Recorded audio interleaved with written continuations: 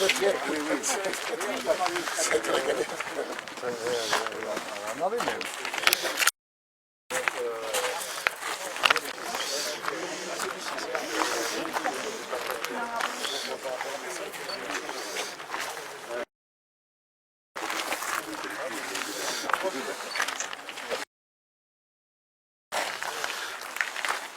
Voilà.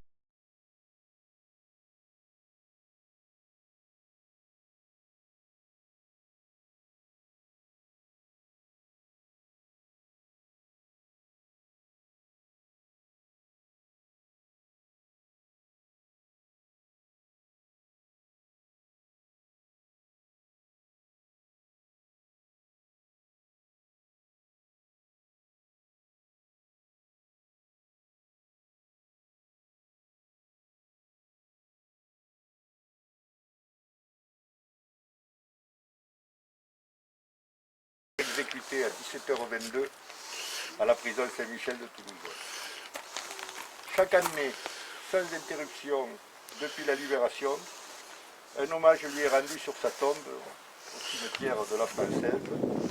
Je veux une fois encore saluer la présence parmi nous d'Yvette, qui fut très proche de Louis tout au long de l'année 1943 jusqu'à son arrestation le 2 février 1944. Je veux aussi saluer et remercier aussi d'autres fidèles de cet hommage.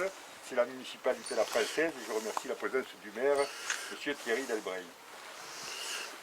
L'hommage que nous voulons lui rendre en cette année 2021 prend toutefois un relief nouveau à partir du travail réalisé pour la rédaction de l'ouvrage « Les communistes en Tarn-et-Garonne 1920-1944 » et grâce à l'accès facilité aux archives publiques. Il faut ainsi saluer le travail, je le dis, parce que de Jean-Louis Francery, qui est parmi nous, par là, là-bas, mais aussi, j'en profite pour saluer le travail qu'avait déjà mené, grâce aux documentations, aux archives d'Yvette, Jacques Latu, via le musée de la Résistance à Montauban. Je crois qu'il est important de saluer ce travail déjà effectué par Jacques Latu, puis repris et développé, je vais dire pourquoi, par Jean-Louis Francery. Tout confirme, en effet, et les documents le prouvent, que les responsabilités et les actions dans la lutte armée de Louis Sabatier dans la Résistance ont largement dépassé ce que nous savions jusqu'à une certaine période. Je redonne rapidement des rappels que vous connaissez. Réagissant à la défaite et à la débâcle, une poignée de jeunes communistes et amis étudiants au lycée Ingres autour de Louis Sabatier, rejoints par d'autres jeunes de toutes opinions, on parlait tout à l'heure de Bonnet, un jeune catholique, avec Yvette, donc, de toutes opinions, ils prirent dès la rentrée scolaire en 1940 l'initiative de créer, de sur pied, ce qu'ils nommèrent la phalange anti-nazie. Première organisation de résistance en Tarn-et-Garonne. Parmi leurs premières activités, citons l'édition d'un journal, la distribution de tracts, la fabrication de faux papiers. Fin 1942, la direction interrégionale du PCF charge André Delacourty d'organiser des formations de combat FTPF, francs-tireurs et partisans français, mais ici tout le monde sait, dans le Lot-et-Garonne, le Tarn-et-Garonne et le Gers. À Montauban, André Delacourty contacte les membres de la jeunesse communiste, Louis Sabatier, Maurice Oustrière, Charles Couchet, Georges Kaminka, Alfred Negrello, Michel Manzac et d'autres. Tout se passe au FTPF. Il reste à implanter un maquis, à construire un groupe montalbanais, à élargir le recrutement, à diriger l'ensemble au niveau départemental. André Delacourty doit trouver un chef militaire pour les francs-tireurs et partisans français, ce sera Louis Sabatier. Le certificat d'appartenance aux forces françaises de l'intérieur établi par le général de division Jousse le 5 juin 1951 stipule, je cite, que Louis Sabatier a fait partie du premier état-major départemental des FTPF à partir du 1er janvier 1943. Il fut le premier commandant des FTPF du Tarn-et-Garonne, c'est à ce titre qu'il fut élevé à titre posthume au grade de capitaine en 1946. En Tarn-et-Garonne, le maquis FTPF de Saint-Antonin, les groupes FTPF de Montauban et de Castel-Sarrazin sont intégrés à la 35e brigade Moy, dirigée par Yann Guérard, qui succède à Marcel Langer, qui venait d'être exécuté. Louis Sabatier va pleinement s'impliquer comme commandant sous le matricule 35 230 dans la guérilla urbaine jusqu'à cette date fatidique du 2 février 1944. Je veux dire Louis Sabatier, je veux citer en même temps Maurice Oustrière. Tous les deux ont formé un couple de combat acharné dans toutes les opérations militaires à Montauban et ailleurs. Je ne veux pas séparer le nom de Maurice Oustrière, on le lit à celui de Louis Sabatier. À l'annonce de l'assassinat de Louis, Yann Guérard, alors commandant militaire de la 35e brigade FTP Moy, rédige un communiqué avec ordre du jour adressé à tous les combattants de Tarn-et-Garonne. Je cite, « Camarade Sabatier est mort, mais par son courage, par la grandeur de son combat, il devient immortel. » Dans l'ordre du jour numéro 6, numéro 6B, Guérard appelle tous les détachements du Tarn-et-Garonne à intensifier les actions armées contre l'ennemi et les traîtres. Il est temps aujourd'hui, il n'est jamais trop tard, de reconnaître la plénitude de sa résistance, de l'écrire et de le dire. C'est ce que nous avons souhaité à travers la rédaction et la publication de l'ouvrage. C'est ce que nous souhaitons à travers l'ensemble des hommages qui lui sont rendus.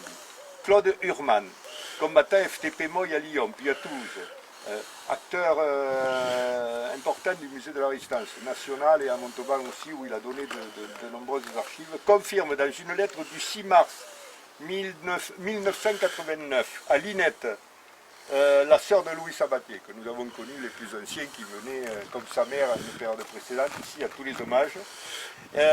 Donc, Claude Hurman lui a écrit ceci. La phalange antinazie créée au lycéen n'a été qu'un préambule dans son irréductible engagement dans la résistance. Et d'inciter chacun de nous à mener ce combat contre la mémoire qui s'effiloche et la prudence des prudents. En poursuivant chaque année l'hommage à Louis Sabatier, nous continuerons à mener ce combat contre cette mémoire qui s'effiloche, mais aussi et surtout il s'agira d'expliquer et de transmettre aux jeunes gens d'aujourd'hui le sens profond de l'engagement et des valeurs défendues par des femmes et des hommes tout aussi jeunes qu'eux, à cette époque héroïque de la résistance contre la barbarie nazie. Je vous remercie. Mesdames, Messieurs, depuis plusieurs années, la municipalité de la Française participe à la commémoration du souvenir de Louis Sabatier. C'est un moment fort qui vise à entretenir notre mémoire collective, comme vous le disiez tout à l'heure dans votre intervention. Même si cette année, il revêt un caractère particulier au regard de la crise sanitaire qui nous touche. J'en profite pour excuser les autres élus de la commune qui n'ont pas pu venir, puisqu'on a limité le nombre de personnes, et également le conseil municipal jeune qu'on a invité à venir sur un autre moment sur cette tombe de Louis Sabatier. Louis Sabatier était un citoyen libre. À travers son combat, il a montré sa vision du monde en lien avec ses valeurs et surtout par le rejet de l'injustice, de l'intolérance, du totalitarisme nazi, du régime autoritaire de Vichy, et donc son attachement aux valeurs démocratiques et républicaines. Il les a défendues jusqu'à la mort. Le travail de mémoire effectué aujourd'hui est nécessaire afin d'éviter de reproduire les erreurs du passé. Et pourtant, les valeurs humanistes portées avec courage par Louis Sabatier en son temps sont mises à mal par notre actualité.